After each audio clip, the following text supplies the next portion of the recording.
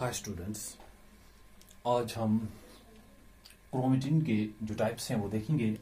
Chromatin, chromosome and chromatid पे मैंने एक लेक्चर बनाया है, आप वो देख सकते हैं। उसके बाद मैंने जो कहा था क्रोमेटिन की दो किस्में होती हैं, it's of two types, euchromatin and heterochromatin. वो आज हम फिर मैंने वहाँ कहा था मैं इस पर दूसरा वीडियो बनाऊंगा जो मैंने बनाया है। आज हम देखेंगे क्रोमेटिन एंड हेटेरोक्रोमेटिन क्या होता है। क्रोमेटिन जैसे मैं आपको बताया था टर्म किसने दी थी, क्या दी थी। एंड सपोज मैं आपको आप दिखा दूं यूक्रोमेटिन एंड हेटेरोक्रोमेटिन एक्चुअली में होता क्या है। Suppose is a cell,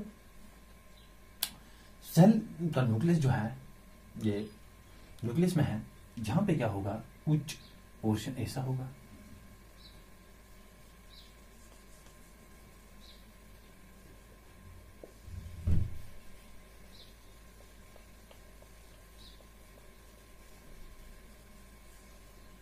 some portion will be like this and like this, like this, like this, like this, like this, and some portion will be like this.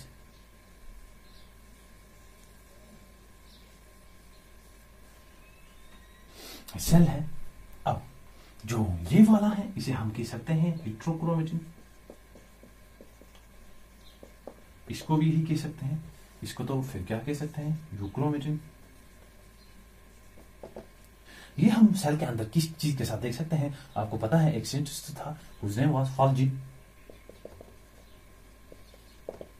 उसने एक chemical discover किया था called फल्जिन chemical, फल्जिन stand. फल्जिन stand के साथ क्या है, जब हम ये केमिकल सेल के ऊपर डाल देते हैं तो हम सेल के अंदर के जो स्ट्रक्चर्स हैं उनको, क्रोमेटिड वगैरह हैं उनको देख सकते हैं। किसकी वजह से? इस फल्जिन केमिकल की वजह से। ये तो यहां तक बात रही।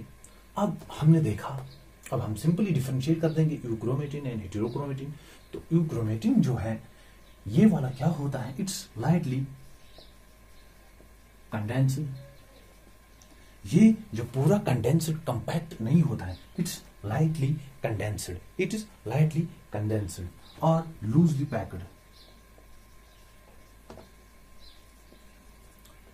इट्स लाइटली कंडेंस्ड और लूजली पैक्ड। जब ये कंडेंस ज्यादा नहीं होगा तो पैक भी लूज होगा। एग्जांपल दिस पेन, अगर ये लूजली पैक हो, कंडेंस उतना ज्यादा ना हो तो ये लूजली पैक होगा, अगर ज्यादा कंडेंस हो तो ये लूजली ज्यादा नहीं होगा। अब यहां हम देखते हैं it's tightly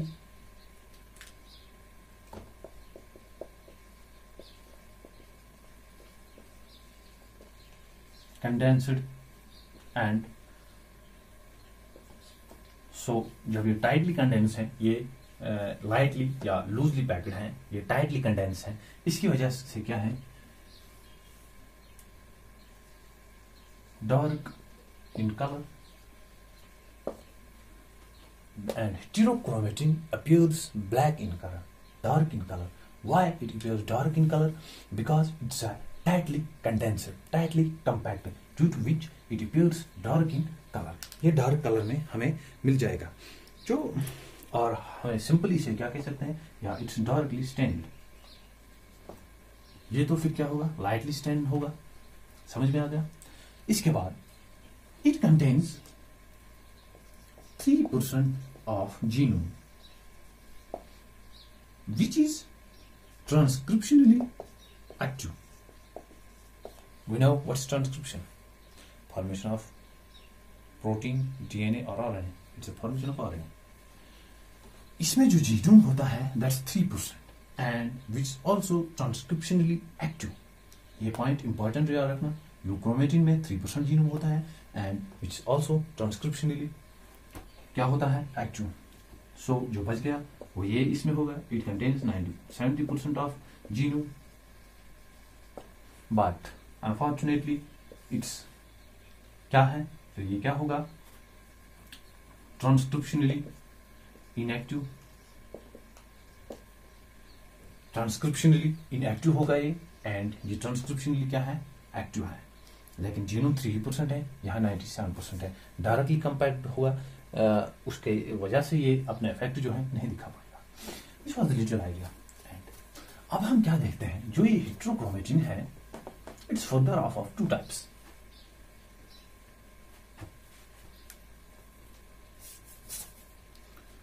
heterochromatin is further of two types. The first one is constitutive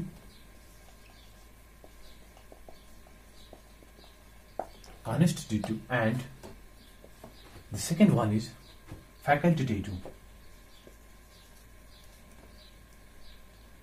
FACUI. Constitutive and facultative. It's of two types. अब इसके अलावा हम क्या देखते हैं? हेट्रोक्रोमेटिन हमने देखा, अब हम कॉन्स्टिट्यूटिव जो है वो देख लेते हैं एंड फैकल्टेटिव जो है वो देख लेते हैं.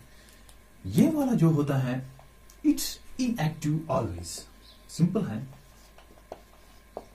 Inactive always.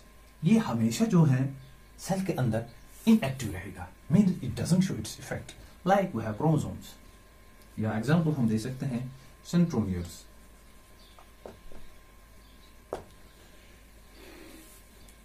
सेंट्रोमियर्स और टीलोमियर्स. आपने जो देखा होगा, अगर ये क्रोमोसोम है, क्रोमोसोम में यहां डीएनए होगा, यहां फंक्शनल है, लेकिन जो ये वाला है सेंट्रोमियर या यहाँ पे टीलोमियर होता है, ये हमेशा इनएक्टिव रहता है. ये कभी भी अपना इफेक्ट नहीं दिखा पाता है. सिर्फ क्रोमेटिड्स की, क्रोमोसोम्स की जो ये क्रोमेटिड्स होती हैं, जो आर्म्स होती हैं, ये अपना इफेक्ट दिखाती हैं. जैसे आपने देखा होगा क्राइडोचैट जो है, क्रोमोसोम नंबर 5 पे हो जाता है, वहां क्या हो जाता है, क्रोमोसोम की एक आर्म जो है कट हो जाती है. कट होने की वजह से क्या होता है, कट होने की वजह से जो वहां पर एक सिंड्रोम आ जाता है. इसलिए इस बात से भी हमें ये पता चलता है कि ये वाला जो पोर्शन है इनएक्टिव है, ये वाला पोर्शन तो एक्टिव होगा. जब भी आप कोई सिंड्रोम या कोई देखते हैं वो इन्हीं चीजों में हो जाता है. ठीक है ना? ठीक है. अब ये क्या है, फैकल्टेटिव क्या है, इट रिमेन्स एक्टिव,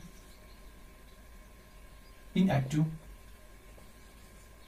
सो इसमें फर्क क्या है भाई, जब ये भी इनएक्टिव है तो ये भी इनएक्टिव है. नहीं भाई, it remains inactive but sometimes active. ये inactive होता है, but in sometimes it can be active. ये क्या मोस्टली इट्स साइलेंसर. ये जो हमेशा है साइलेंसर रहता है मोस्टली. इसकी वजह से हम उसे कहते हैं हिस्टोन डायसिटाइलेशन. हिस्टोन डायसिटाइलेशन की वजह से जो ये है साइलेंस रहता है. अब लेकिन मैंने तो एक चीज बता दी, कभी कभार तो ये एक्टिव भी हो जाता है. अब इसकी एग्जांपल हम कौन ले लें? इसकी एग्जांपल हम सिंपली ले लेते हैं Barr bodies in females. In females हमने तो देखी है बार बॉडीज फीमेल्स में होती है. एक्स क्रोमोसोम, कभी कभार मेल्स में भी एक्स बॉडी होती है. और वो सिंड्रोम का नाम क्या है, अगर आप मेरा वीडियो देख रहे हैं प्लीज कमेंट में लिख दीजिए. मैं आपको एक क्वेश्चन पूछ रहा हूँ, मेल्स में कब बार बॉडीज हो सकती हैं. ठीक है ना? अब मेल फीमेल्स में हमें तो पता है एक्स क्रोमोसोम होता है, ये एक्टिव रहता है और ये इनएक्टिव होता है. कभी कभार क्या होता है, ये एक्स वाला जो क्रोमोसोम है एक्टिव हो जाता है और अपनी फंक्शन दिखा सकता है, अपनी फंक्शन दिखा सकता है. इसीलिए हम इसे कहते हैं facultative. And this was whole about the chromatin. And हमने देखा यूक्रोमेटिन, हेट्रोक्रोमेटिन. उसके बाद हमने क्या देखा, हेट्रोक्रोमेटिन की 2 टाइप्स हैं, कॉन्स्टिट्यूटिव एंड फैकल्टेटिव. एंड जो ये कंसेप्ट था, होप आपको कंसेप्ट क्लियर हो गया होगा. थैंक यू मेरे वीडियोस देखने के लिए.